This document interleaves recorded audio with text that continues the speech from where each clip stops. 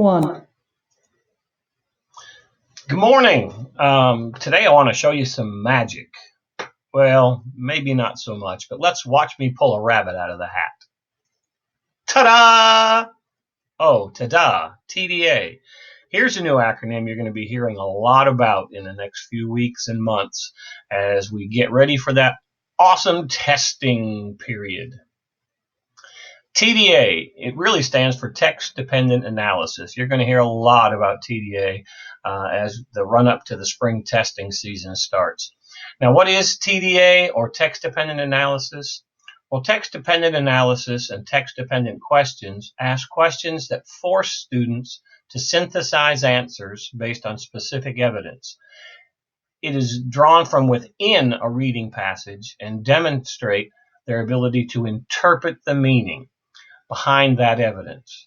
Answers are based on evidence from within the passage, but often ask students to interpret that evidence and justify it as an answer. So we're not teaching students just to find answers, but to find those answers, find that evidence, and then get the students to interpret that evidence.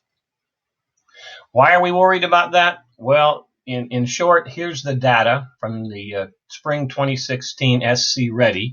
This is our state data.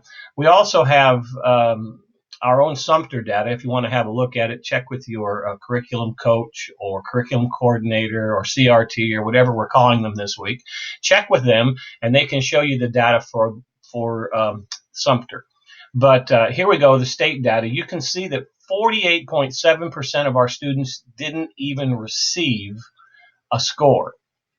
Now, while this is the state data, I will tell you that Sumter's data pretty much mirrored this or was a little worse. That was for third grade. 48% of our students received a 0 on this part of the SC Ready. That alone should tell you that we have a problem. Luckily, you can see as we went to fourth grade, it got a little better, fifth grade a little better, sixth grade a little better. Something happened to seventh grade statewide and within our district. By the time we got to the eighth grade, only 7.2% didn't receive a score, but that's still a pretty big number. Here are the reasons that students didn't receive scores. Either they left the document blank, or they copied an item verbatim from the article or the piece of text they were told to read. 35.6% didn't give a sufficient answer to be scored. Off topic, 1.6%. Just refusal to test, 0.1%. And unreadable, 0.7%. So here's the data. It should give you pause for concern. I think we're all concerned a little bit about this, but the good news is it's fixable. Text-dependent analysis. Why the emphasis? Well, the test data should be reason enough for the emphasis, but why the emphasis on text-dependent analysis? Well, with the advent of state standards in reading and ELA and mathematics came an increased demand for this rigor thing. Now, we all know we've talked about rigor and we've talked about depth of knowledge, and it has become more and more important. We're trying to get the kids to think deep rather than wide. So this rigor in the teaching and learning process is important. The new assessments have raised the bar for students and teachers. Text-dependent questions, what they are and what they're not. Well, this is what they're not. Text-dependent analysis digs deeper than questions that only point to an answer in the text. The day of saying, well, can you tell me what paragraph, page, and sentence gives me that answer? Is no longer good enough. The scavenger hunt type questions fail to pull the analysis portion of text-dependent analysis. Avoid those type of questions that can be answered by simply restating a snippet of the passage. Opinion-based and personal experience questions may be part of text-dependent analysis question, but should not be considered a TDA type question on its own.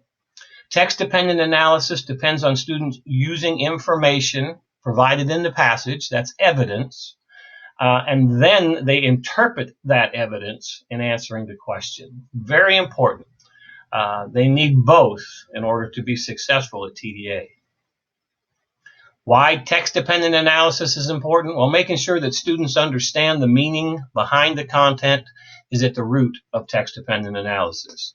College-bound students need to have mastered the ability to synthesize content. Now, one of the biggest reasons students leave college is that the text is too complex. Students who have experienced experience with text complexity and text-dependent analysis are a lot more apt to continue with their education. Now, how do you get your students ready for text-dependent analysis? Well, practice, practice, practice, as any good coach would tell you. Many students don't have any experience with text-dependent analysis. Pre-K folks, you're not off the hook. If you teach any grade from pre-K through second grade, we know you're not required to take a state test. However, you can start building the skill of students as they read, getting them to interpret what they read and point to evidence. Developing the metacognitive skills that allow students to answer text-dependent questions has become essential in order to overcome this deficit. Now, here from Pennsylvania is a copy of text-dependent analysis scoring guidelines. And of course, they have the 4-point system, 1, 2, 3, and 4.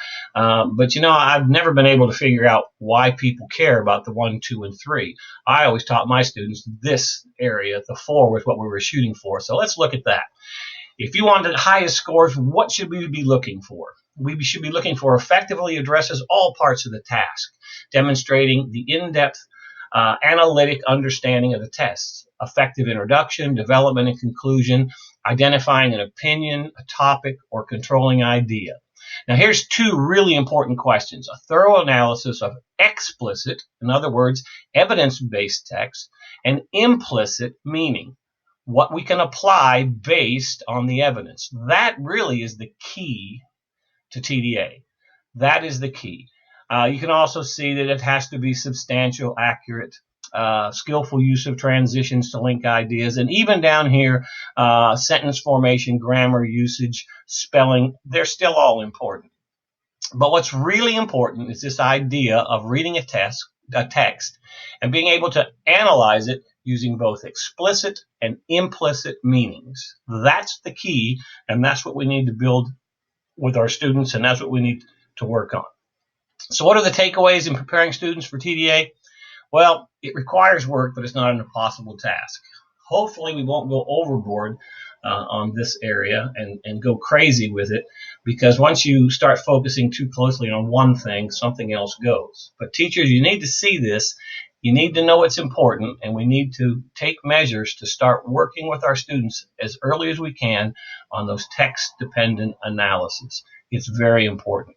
If you want more information, I would suggest you talk to your curriculum coach or your reading coach, or keep an eye out for Emily Kempton's weekly TDA hints that she sends out to everybody. So hope you understand this. I hope you realize how important it is. I don't want to go overboard with it, but you're going to hear a lot more, I have a feeling, about TDA in the very near future. Hey, have a great day. And this is Bill Austin once again. Have a fantastic time teaching. And remember, enjoy your students and enjoy what you do. Thank you.